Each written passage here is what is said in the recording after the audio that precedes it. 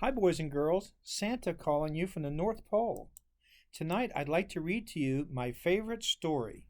'Twas the night before Christmas. 'Twas the night before Christmas when all through the house not a creature was stirring, not even a mouse. The stockings were hung by the chimney with care, in hopes that St. Nicholas soon would be there.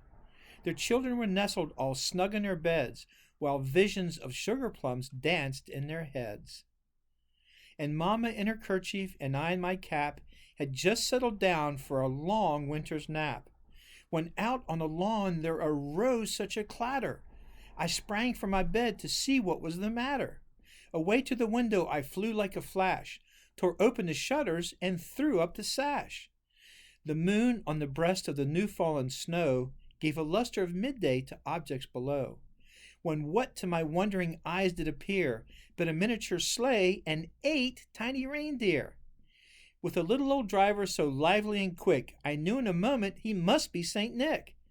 More rapid than eagles his coursers they came, and he whistled and shouted and called them by name. Now Dasher, now Dancer, now Prancer and Vixen, on Comet, on Cupid, on Donner and Blitzen. To the top of the porch, to the top of the wall, now dash away, dash away, dash away all. As leaves that before the wild hurricane fly, when they met with an obstacle, mount to the sky. So up to the housetop the coursers they flew, with a sleigh full of toys and St. Nicholas too. And then in a twinkling I heard on the roof the prancing and pawing of each little hoof. As I drew in my head and was turning around, down the chimney St. Nicholas came with a bound.